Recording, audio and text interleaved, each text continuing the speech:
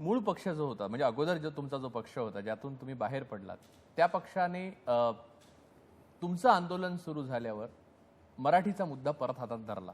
आता इथे गुंतागुंतीची प्रक्रिया एक लक्षात घ्या, राजकीय प्रक्रिया, की त्यांच्याकडे संघटन आहे, त्यांच्याकडे जनप्रतिनिधी आहेत, लोकसभेपासून राज्यसभेपासून इथे विधानसभेपर्यंत त्यांची माणसं निवडून आलेली आहेत, नगरपालिका आहेत, जिल्हा परिषद आहेत, स्थानिक स्वराज्य संस्था त्यांच्याकडे आहेत. आणि त्यांनी असा मुद्दा घेतल्यावर म्हणजे त्यांनी आपला मुद्दा, आमचाच मूळ मुद्दा हा परत आम्ही घेतो आहोत, उसाळून उठा, पिसळून उठा असं त्यांनी सुरुवात केल्यावर तुमच्या आवाजाकडे दुर्लक्ष होईल किंवा तुमच्या म्हणण्याला, तुमचा मुद्दा जो पुढे न्यायला तुम्हाला प्रचंड अडचणी निर्माण होतील किंवा हा मुद्दा त्या सक्षमपणे तुम्ही पुढे नेऊ शकणार नाही अशी असुरक्षितता तुम्हाला कधी वाटते? कधीच नाही. ह्याचं मूळ कारण असं आहे की मी तो मुद्दा जेवढा पुढे नेऊ शकतो, रेटू शकतो, तितक्या प्रखरपणे ते मांडूच शकत नाहीत. कारण तेवढ्या प्रखरपणे जर ते मांडायला गेले तर त्यांची इतर मतं जातील. मला त्याची पर्वा नाही, पर्वा त्यांनाच आहे.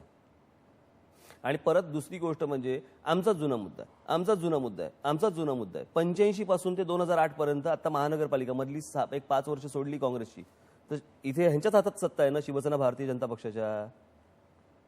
मराठी पाट्यांचा आमचाच मुद्दा आहे. अरे मग अजून का नाही झाल्या? 85 ते 2008 मी ज्यावेळेला ही पत्र वाटली त्याच्यानंतर जयराज फाटकांनी 10 दिवसानंतर पत्र दिलं, 1 महिन्याची नोटीस दिली. त्याच्यानंतरही तेच चालू आहे, आमचाच मुद्दा आहे. अरे मग मुद्दा संपला का नाही?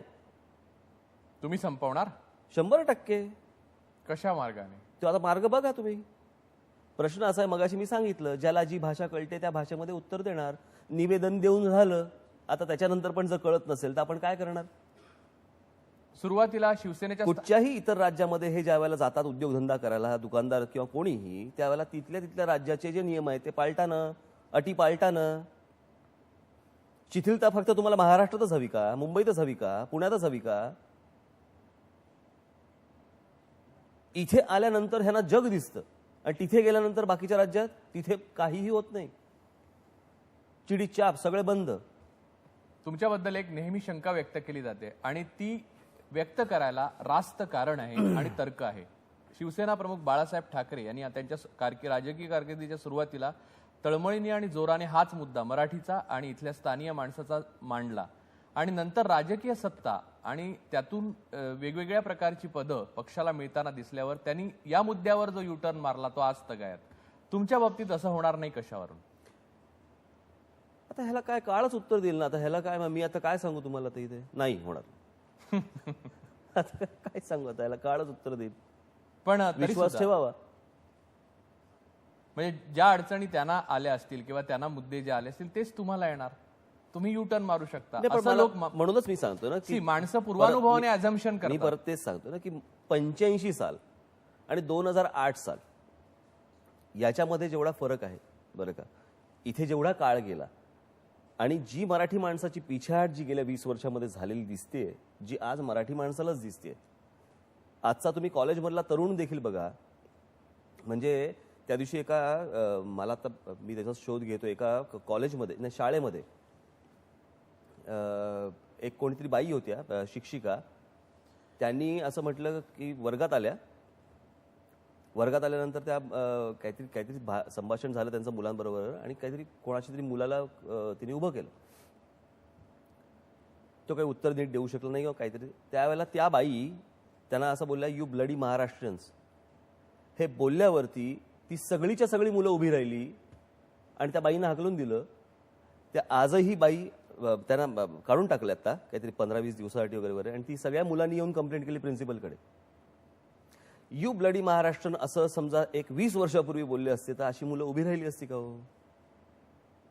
म्हणजे तुम्ही यू टर्न मारणार नाही या नाही. मुळात पहिल्यांदा हे कुठपर्यंत पोहोचलंय ते बघा.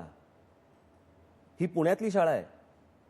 मी ज्या गोष्टीबद्दल बोलतोय ती त्या मला असं वाटतं त्या बाईंचं आडनाव काहीतरी खन्ना का काहीतरी आहे. म्हणजे ही ज्यावेळेला मुलं अशी गोष्ट बोलल्यानंतर ज्यावेळेला ती मुलं उभी राहतात, त्या मुलांना उभं करायला राज ठाकरे नव्हता गेला. पण ती आपली आम्ही महाराष्ट्रीयन आहोत, आम्ही मराठी आहोत ही भावना ही त्या वयात देखील जागृत होणं माझ्या दृष्टीने ही महत्वाची गोष्ट आहे.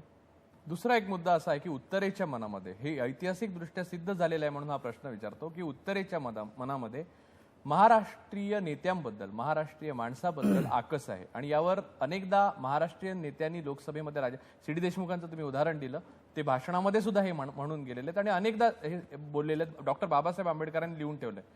हे असं असताना उत्तरेचा ज्याच्यावर पूर्णपणे डॉमिनन्स आहे, पूर्णपणे प्रभुत्व आहे, अशा सत्तेविरुद्ध तुम्ही कसे लढणार, कोणत्या साधनांनिशी लढणार आणि कोणत्या जनतेच्या बळावर लढणार? एका विश्रांतीनंतर या मुद्द्यावर आपण येणार आहोत. तोपर्यंत घेणार आहोत एक विश्रांती.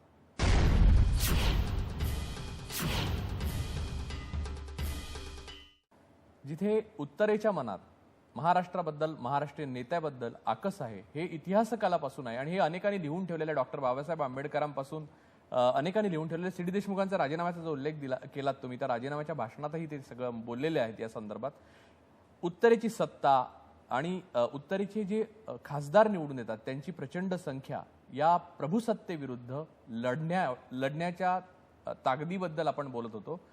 या सगळ्यांविरुद्ध, या संपूर्ण प्रभुसत्तेविरुद्ध तुम्ही कोणत्या बळावर लढणार? माणसं, पैसे, सत्ता यातली कोणती गोष्ट तुमच्याकडे आहे की ज्याच्यासाठी, आणि तुमच्या बरोबर मित्रपक्ष सुद्धा नाही, अशा वेळेला कसे लढणार? ठाम विश्वास.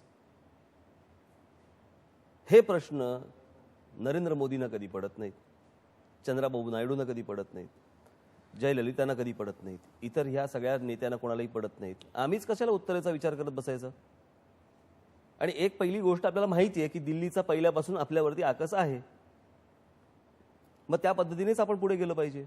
हे बघा, लक्षात घ्या, या देशाचे एक विभाजन आहे, एक दक्षिण भारत आणि एक उत्तर भारत. या दोन्ही भारतांमध्ये लटकलेले दोनच फक्त प्रदेश आहेत, एक महाराष्ट्र आणि गुजरात. द्विभाषिक.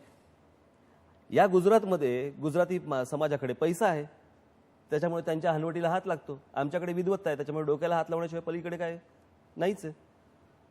आणि महाराष्ट्र हा विद्वान आहे, विद्वानांचा महाराष्ट्र आहे. त्याच्या बुद्धिमत्तेची भीती सतत वाटत आली या दिल्लीश्वरांना, सगळ्यांनाच पहिल्यापासून. आणि ह्या सगळ्या लोकांचं म्हणजे हे आपल्या ताटाखालची मांजरं होणार नाहीत असं तेव्हा वाटायचं. आता होतात फटकन, त्याला काय आता वेळ पण लागत नाही आता. पण अशा प्रकारचा हा भौगोलिक रचनेचा विषय आहे, त्याच्यामुळे महाराष्ट्राची लॉबी नाही. महाराष्ट्रामध्ये असलेले, मगाशी मी सांगितल्याप्रमाणे 48च्या 48 खासदार दिल्लीत गेले की 10 दिशांना यांची तोंड. पण ते जरी काही करत असले तरी मला असं वाटतं महाराष्ट्रातली जनता सक्षम आहे, महाराष्ट्रातल्या जनतेचा विचार ठाम आहे, माझा विश्वास ठाम आहे.